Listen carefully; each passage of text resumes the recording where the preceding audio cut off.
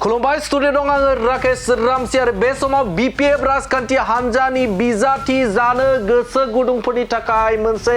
गोजोनथाव खौराङा बेनो जे जाय बिथांमोना बे समाव दासान्दि बिपिएफ राजखान्थि हान्जा बे राजखान्थि हान्जानि गुबुन बियाबाव जाय बिथांमोना बे समाव बिजाथि जानो गोसो बिथांमोननि बिजाथिलाय गथायनाय थामहिनबा बे समाव आर'जलाइ गथायनाय हाबाफारिया बे समाव सोलिबाय दं। नोंथांमोना नुनो मोनदों जे गुबुन समाव बे समाव बिजाथिलाइ गथायनाय हाबाफारि थामहिनबा बे समाव आर'जलाइ गथायनाय हाबाफारिया सोलिबाय दं आरो बे सोलिबाय थानायावनो बिथां बिपिएफनि आफादगिरि थामहिनबा बिटिसिनि बारग' चिफ बिथां हाग्रामा महिलारि बे हाग्रामा महिलारिया बेनि खालारखौ बिथां हाग्रामा महिलारिया बे समाव बारायना होबावदों। बिथां हाग्रामा महिलारिया सिगांनि सानाव बिथाङा बुंथिदोंमोन जे बे समाव जे बिपिएफ राजखान्थि हान्जानि थाखाय बा बिजाथिलाइ गथायनाया थांनाय 15 जानुवारिमोन। बिथाङा गिबियावनो बुंदोंमोन जे 15 जानुवारिनि गेजेराव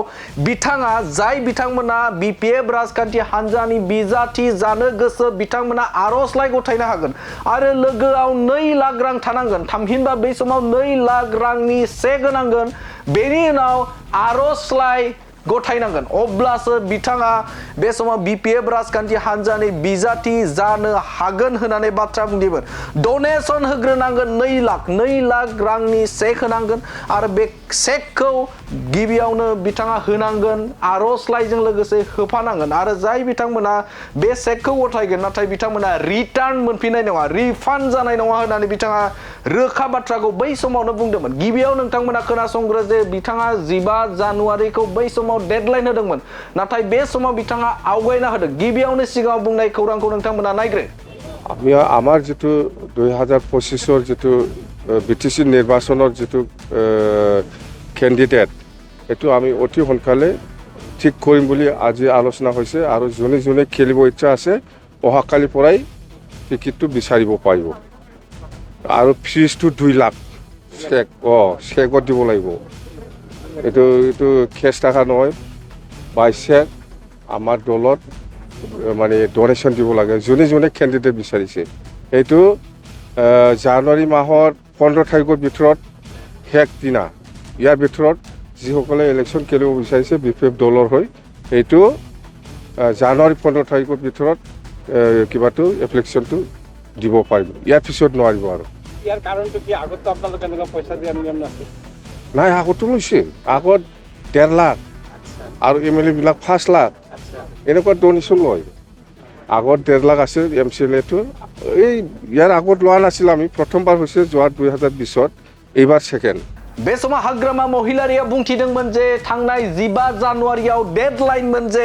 बिपिएफ राजखान्थि हान्जानि गुबुन बियाबनि जे बिजाथिलाइ गथायनाया थामहिनबा बे समाव आर'जलाइ गथायनाया नाथाय बे समाव बेखौ बारायनानै बे समाव फैगौ 31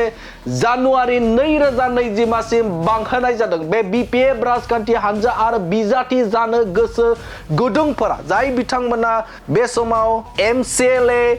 इएम थामहिनबा बे समाव बिपिएफ राजखान्थि हान्जानिफ्राय बे समाव बिजाथि गसंनानै देरहाखांनानै इएम एमसिएलए जानो गोसो बे जानो गोसो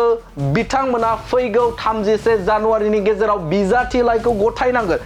आरो लोगोआव चेक 2 लाखनि चेक होनांगोन अब्लासो बिथांमोना बिपिएफ राजखान्थि हान्जानि बिजाथि जानो हागोन। नङाब्ला बे समाव बिथांमोना उननि समफोराव जुदि बे बिजाथिलाइखौ बा आर'जलाइखौ गथायाब्ला बिथांमोना बिजाथि जानायनिफ्राय बन्चित जागोन थामहिनबा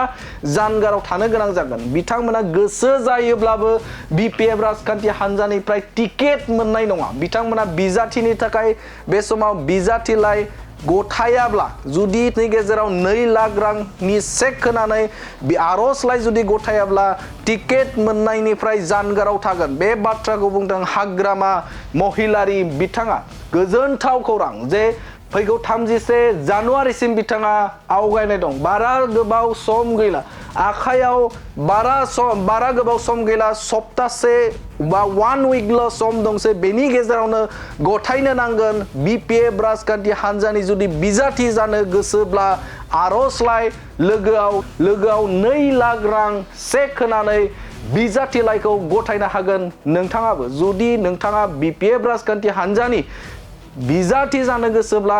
बे खामानिखौ मावथारनांगोन आरो बे खामानिखौ मावोब्लासो नोंथाङाबो BPF राजखान्थि हान्जानिफ्राय नोंथांनि बियाबाव टिकेट मोननो हागोन थामहिनबा बिजाथि जानो हागोन बिजाथिखौ जोंनो हागोन BPF राजखान्थि हान्जानिफ्राय आरो बे समाव नोंथांमोननो BPF राजखान्थि हान्जानि बिथां गाहाय आरो BTC नि बारग' चिफ बिथां हाग्रामा महिलारिया जे बुंनाय बाथ्रा थामहिनबा फैगौ 31 जानुवारिनि गेजेराव बा जानुवारिसिम बिजाथि लाइ बा आर'जलाइ गथायनायनि डेडलाइनखौ बिथाङा बांहोनाय खौरांखौ नोंथांमोननि गेजेराव होबाय गोजोन्थों कैंडिडेट टू 31 जानुवारी टू कैंडिडेट किबा टू एप्लिकेशन দিব পাৰিব 31 জানুৱাৰী লৈকে আৰু कैंडिडेट टू স্ক্ৰুটিনি কৰি পেলাই স্ক্ৰুটিনি কৰিবৰ কাৰণে পাঁচজনীয়া কমিটি বনোৱা হ'ব হেতু ঠিক কৰিছে আৰু ইলেকশন মেনিফেস্টো ঠিক ঠাক কৰিবৰ কাৰণে পাঁচজনীয়া কমিটি বনাইছে আমি कैंडिडेट टू 31 জানুৱাৰী टू कैंडिडेट किबा टू एप्लिकेशन দিব পাৰিব 31 জানুৱাৰী লৈকে আৰু कैंडिडेट टू স্ক্ৰুটিনি কৰি পেলাই স্ক্ৰুটিনি কৰিবৰ কাৰণে পাঁচজনীয়া কমিটি বনোৱা হ'ব হেতু ঠিক কৰিছে আৰু ইলেকশন মেনিফেস্টো ঠিক ঠাক কৰিবৰ কাৰণে পাঁচজনীয়া কমিটি বনাইছে আমি कैंडिडेट टू 31 জানুৱাৰী टू कैंडिडेट किबा टू एप्लिकेशन দিব পাৰিব 31 জানুৱাৰী লৈকে আৰু कैंडिडेट टू স্ক্ৰুটিনি কৰি পেলাই